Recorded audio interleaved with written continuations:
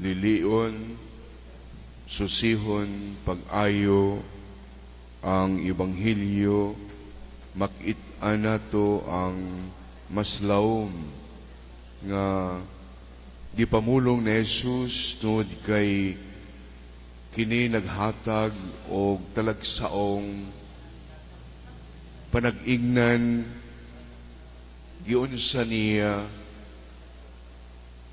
pag-ampo o giunsa niya pakipaglambigit niya sa iyang amahan sa langit. Tungod kay niingon gayud siya, O Amahan, Ginoo sa langit ug sa yuta, nagpasalamat ako kanimo kay gipadayag mo man ngadto sa mga walay kahibalo ang imong gililong sa mga maalamon ug sa mga makiadmanon. Mga kaigsunan ko diha ni Kristo, mao kini ang katakos nga gibantog sa usa ka bata nga siya sa iyang kaalam gikan gayud sa maong amahan nga nagpaila siya ang anak. Isip usa ka anak si Kristo nakahibalo lamang kung unsay gustong ipadayag niya sa amahan o kani maogi kinaoy kang bahin sa iyang pagkatao nga siya gisugo aron ipadayag, ipaambit ang dakong inuntampo nga revelation. Yan nga pagpadayag so sa ka matang sa pagkabata nga siya sa kanunay gaila gayod pinaagi samahan ang iyang mga grasya through faith. Sa pamalandong niini mga kaigsunan ang pangutana unsa kadako o lawom lapad nga misteryo nga ang pagpadayag sa matang sa kaalaman o kaya isip o sa kamahan dito sa atubangan sa iyang anak, especially by the most beloved of them, the Son who is Jesus. To know oneself as a child is to realize our total dependence. Sa tanang matang sa pagkabata, diha lamang iya gisalig ang pagkaanak tungod kay nagdepende lagi siya sa iyang amahan totally.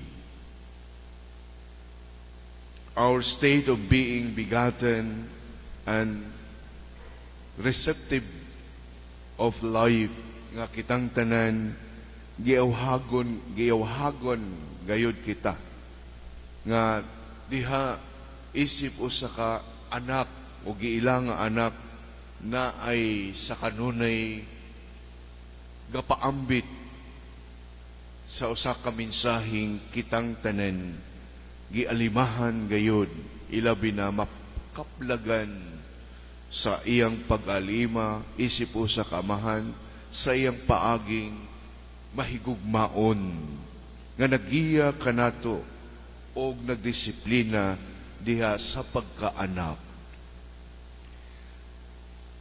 Matud pa sa gibasa hango gikan sa libro ni Propeta Isaías, ang Asariya nahimong sukdanan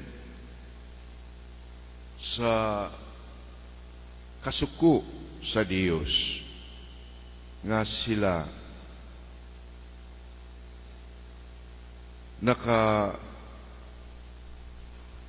nakahinumdum o kaya tataw kaayo nga sila gisilutan isip usa ka mga pinili sa Dios nga masupakon og sila gitulid gayon og girestore ang mga pinili sa Dios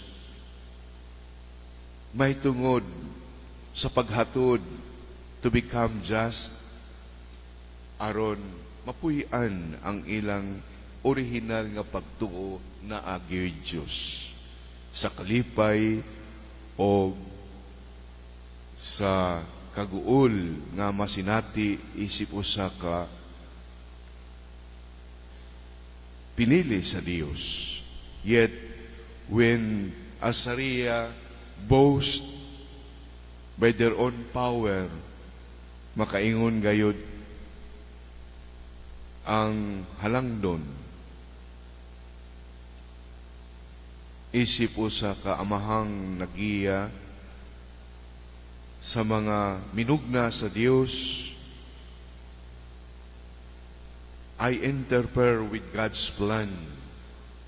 Mao kani ang sukdanan nga maoy tinuorayng giwala, giwagtang og si Propeta Isaías isip usa ka gipadala sa Ginoo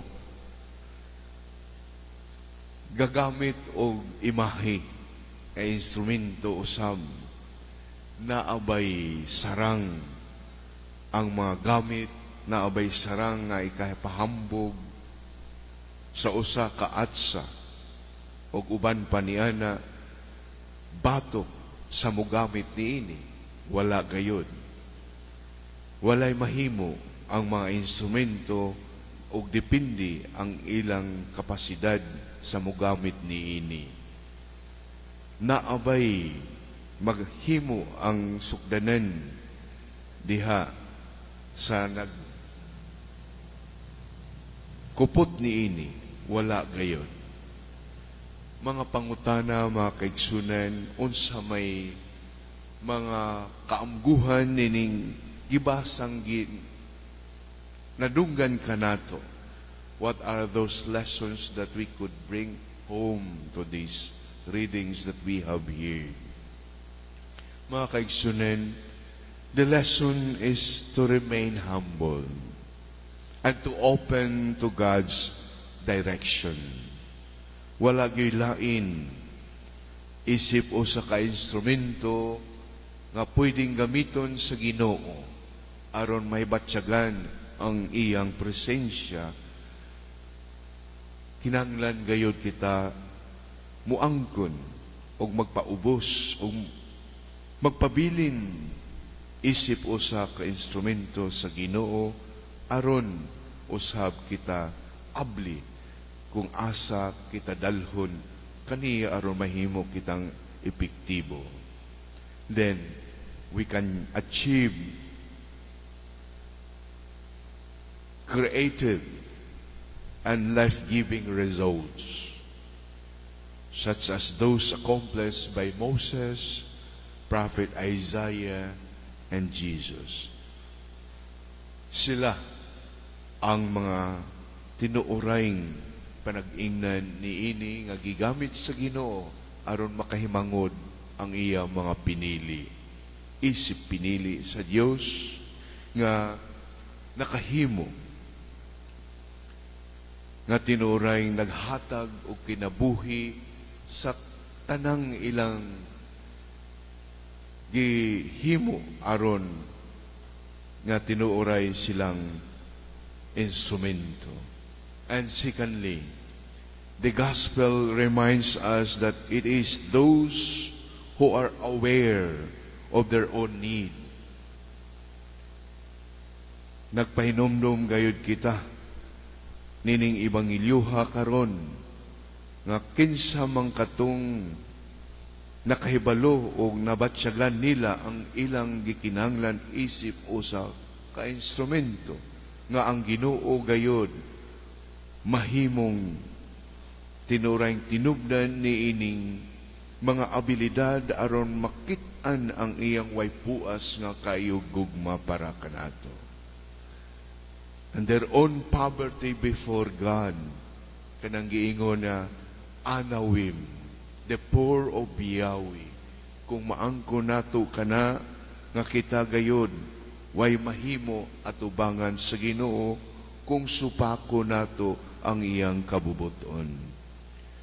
And those who will be open to whatever God wants to communicate to us through His Son, na si kinsa man katong abli, unsa man ang gustong ipahibalo sa Ginoo kanato, pinaagi sa iyang anak.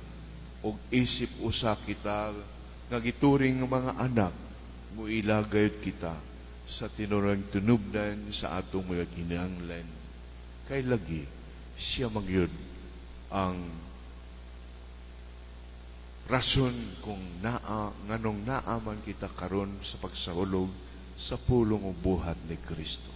Usa ka pahinumdom para kanatong tanen nga sa kanunay pabilin gayud kita sa atong pagkamaubsanon ug abli sa mga posibleng unsaon ta gamiton sa Ginoo aron maipadayon ang iyang makaluwas nga gugma ug kaluoy, ilabi na ang pasaylo sa atong pagkahuyang nga we are all dependent of His creative power for us.